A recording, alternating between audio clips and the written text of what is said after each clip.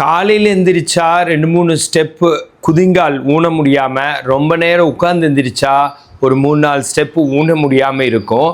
அது குதிங்கால் வலி. அதை எப்படி சரி பண்ணலாம், அதுக்கு என்ன காரணம் அப்படின்னு இந்த வீடியோவில் பார்க்கலாம். குதிங்கால் வலி யூஸ்வலாக மிடில் ஏஜ்லேருந்து ஓல்டேஜ் வரைக்கும் வருது. சிலருக்கு யங் ஏஜ்லேயும் வந்துடுது. இதுக்கான மெயின் காரணம் என்னன்னு பார்த்தா, டைல்ஸ், மார்பிள்ஸ், கிரானைட் இந்த ஃப்ளோர்ஸில் சாஃப்டான செப்பல் போடாமல் வெறும் காலில் நடக்கிறது one of the most important ரீசனாக இருக்குது. சரி, செகண்ட் பிளேஸில் என்ன ரீசன் வருதுன்னா, ஹீமோக்ளோபின் கம்மி, கால்சியம் கம்மி. தேர்ட் பிளேஸில் டயபெட்டிஸ்னால், பிபினால், சுகர் பேஷண்ட்ஸ், பிபி. அதை தவிர வெயிட் அதிகமாக இருக்கிறது, ஒரு காலில் அதிகமாக வெயிட் ஊன்றது, இது மாதிரி நிறைய ரீசன்ஸில் அது வரலாம். ரொமட்டாய்டு ஆர்த்ரைட்டிஸ், சர்வாங்கி மாதிரி இருக்கிறப்பவும் வரலாம். அப்புறம் ஏதாச்சும் ஒரு இன்ஜுரி ஆகி செகண்ட்ரியாக கூட வரலாம்.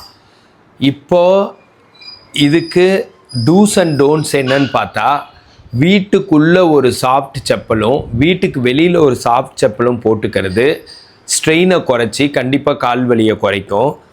சரி, செப்பல் போட மாட்டேன், ஷூ தான் போடுற பழக்கம்னா, வீட்டுக்குள்ளே ஷூ யாரும் போட மாட்டாங்க மோஸ்ட் ப்ராபப்ளி.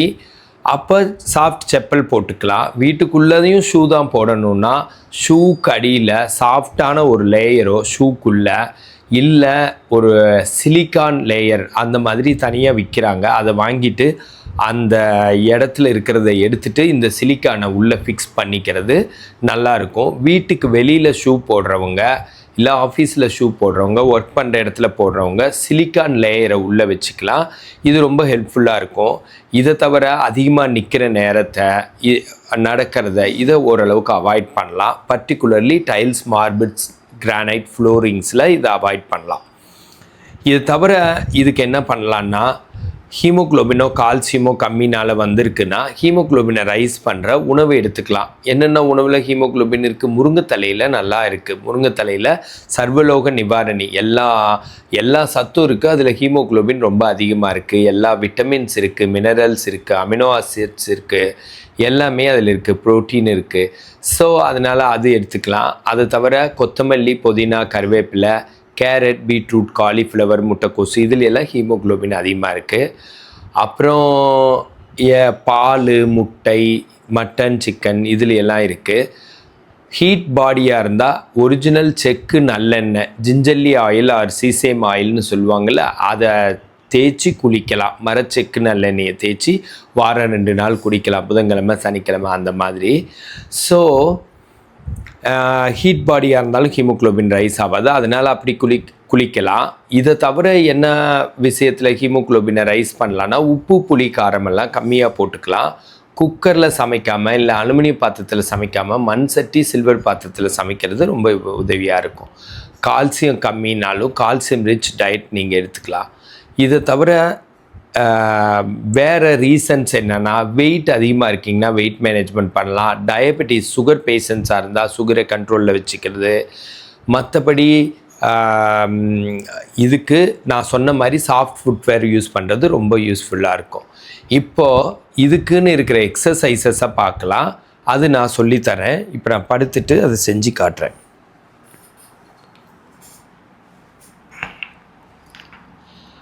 பாதத்தில் கால் விரல் கீழே 1 10 கவுண்ட்ஸ். கால் விரல் ரிலாக்ஸ் 1 10 கவுண்ட்ஸ். கால் விரல் மேலே 1 10 கவுண்ட்ஸ். 2 கீழே 10 கவுண்ட்ஸ், ரிலாக்ஸ் 10 கவுண்ட்ஸ், மேலே 10 கவுண்ட்ஸ். 3 கீழே 1 2 3 4 5 6 7 8 9 10. ரிலாக்ஸ் 1 2 3 4 5 6 7 8 9 10. மேலே 1 2 3 4 5 6 7 8 9 10. அடுத்தது கீழே 1 2 3 4 5 6 7 8 9 10. ரிலாக்ஸ் 1 2 3 4 5 6 7 8 9 10. மேலே 1 2 3 4 5 6 7 8 9 10. விரலை மட்டும், கால் விரலை மட்டும். அடுத்தது கீழே 1 2 3 4 5 6 7 8 9 10. ரிலாக்ஸ் 1 2 3 4 5 6 7 8 9 10. இப்போ மேலே 1 2 3 4 5 6 7 8 9 10. இப்போ dose flexion, dose relax, dose extension வலது காலுக்கு 3 தடவையும் இடது காலுக்கு 1 தடவையும் செஞ்சோம். ஆக்சுவலாக வலது காலுக்கு 7 தடவை, லெஃப்ட் லெக்குக்கு 7 தடவை செய்யணும். ஏதோ ஒரு காலில் வலினாலும் 2 காலும் செய்கிறது ரொம்ப யூஸ்ஃபுல்லாக இருக்கும். இது ஒன் ஆஃப் த எக்ஸசைஸ். இது மாதிரி நிறைய எக்ஸசைஸ் இருக்குது.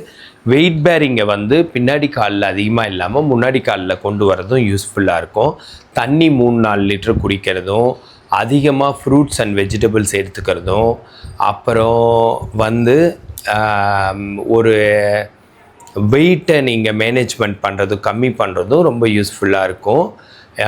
இந்த மாதிரி ஹெல்த் டிப்ஸ் வேணும்னா என்னை ஃபாலோ பண்ணுங்கள். ஃபிசியோதெரப்பி கன்சல்டேஷன் வேணுன்னா கால் பண்ணுங்கள். ஃபிசியோதெரபிஸ்ட் நல்ல ஆப்பர்ச்சுனிட்டிஸ் வேணுன்னா கால் பண்ணுங்கள். This Prakash physiotherapist.